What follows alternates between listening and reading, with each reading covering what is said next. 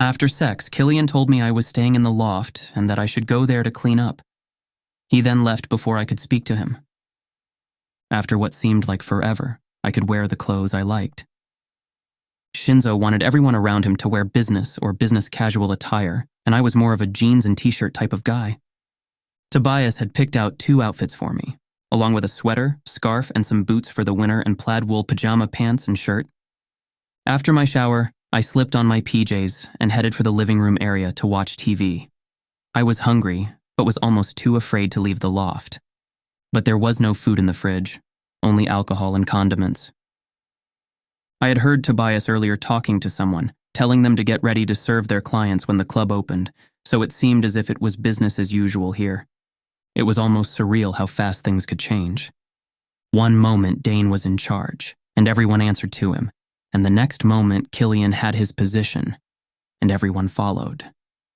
Not that I was complaining. My ass still hurt when I sat down. Perhaps his rough treatment of me was somehow a rightful punishment, but he would get over it soon, and we could talk. I wanted him to hurry up and finish his business so I could tell him everything. It was Tobias who was coming up the stairs with a platter of fruit and other snacks. Here, I thought you could use something to eat after a... well, you know. I bet everyone heard us, huh? I replied, embarrassed. I believe the entire prison heard you guys. He sat down on a couch and set the platter on the coffee table. If you want to talk about anything or sit here, I'm free. If you want me to leave, I can do that too. Thanks, I want you to stay. Goody, because we got some catching up to do. I'm in charge of the workers here for now.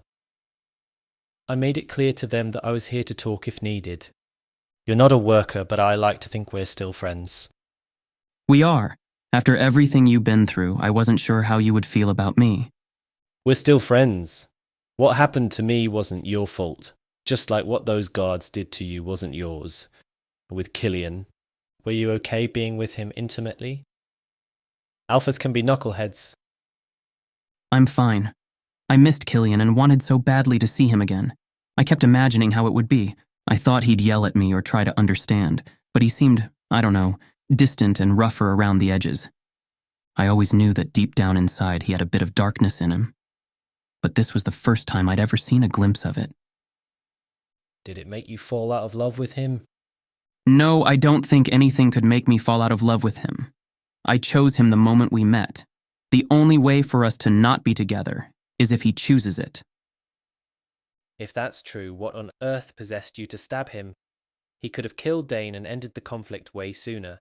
Do you know what could have happened to you here under Dane's control, or were you willing? Dane touched me a few times, and every single time I hated it. I came here only because I knew Killian would come to save you. Why? I don't understand. I explained the Lycan Fang and the trouble I was in with Knut to Tobias, which he didn't seem surprised to hear about. He told me that he already knew about the Moonstrider pack and the power of their leader, although it wasn't news to spread around. So some guard was threatening you and he already murdered your mum. I'm sorry to hear that. Tobias hugged me. Killian was coming up the stairs. I could smell his scent stalking the shadows. We can talk later.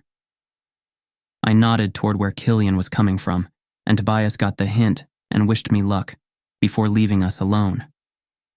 I heard you from my office. I can do that now. Hear things from further away than I could before.